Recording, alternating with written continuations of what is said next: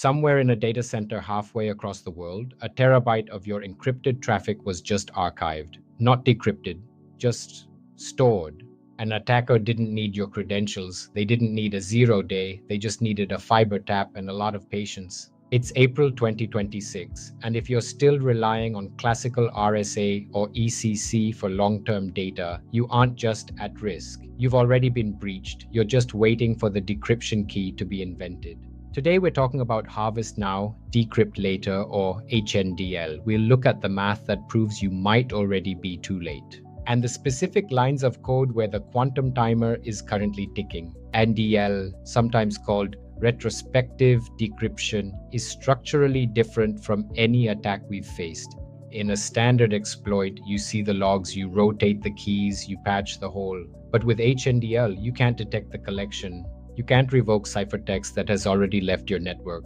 And you can't tell which of your 2024 sessions are sitting in an adversary's archive. Why now? Because of Shor's algorithm. Back in the 90s, Peter Shor proved that a sufficiently powerful quantum computer, a CRQC, can break the math protecting 99% of the internet in hours. While we don't have a CRQC in the wild yet, agencies like the NCSC and CISA have confirmed adversaries are harvesting now so they can read it the second that hardware goes live. So, how do you know if you should be panicking? We use Mosca's inequality. It's a simple formula, but the results are usually uncomfortable. X is how long your data must stay secret. Think health records or trade secrets. I is how long it will take your team to migrate to post-quantum cryptography (PQC). Z is the time remaining until a CRQC exists. If X plus Y is greater than Z, you're already exposed. For example, if you're protecting 30-year medical records and your migration takes 4 years, but a quantum computer arrives in 12 years, you've been in the danger zone for over 2 decades. Your risk isn't about your infrastructure, it's about your data shelf life. Session cookies, low risk. They expire in minutes. PII and financial records, high risk.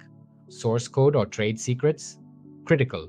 If your critical data is moving over TLS 1.2 or 1.3 using classical key exchange, you are handing the future keys to the kingdom to anyone with a packet sniffer. Let's look at where this lives in your repo. Most devs ship HNDL risk in 2 specific ways. First, field level encryption. If you're using cryptography.hazmat in Python to wrap an SSN with an RSA public key before saving it to a DB, that ciphertext is a ticking time bomb. Every backup and analytics export carries that vulnerability forever. Second, JWT signatures. RS-256 is the industry standard. But in a quantum world, an attacker can eventually recover that private key and forge a historical token that looks perfectly legitimate. Here is the current 2026 scorecard for your algorithms. Broken, RSA, ECDSA, ECDH. These are gone. Replace them with NIST standards like MLChem and MLDSA. Weakened, AES 128. Grover's algorithm cuts its security in half. Switch to AES 256 for a safe buffer. Safe, SHA 384, SHA 512, and the new NIST PQC standards. Look, nobody expects you to finish a full PQC migration by Friday, but 2026 is the year you need visibility. With the EU Cyber Resilience Act and CNSA 2.0 deadlines hitting in 2027, I didn't know is no longer a valid legal or technical defense. This is why we're building Cerberus PQC. We wanted a tool that doesn't require a 6-month consulting contract. Cerberus scans your source code, generates a Cyclone DX 1.6 cryptographic bill of materials or CBOM, and tells you exactly which lines of code are violating Mosca's inequality.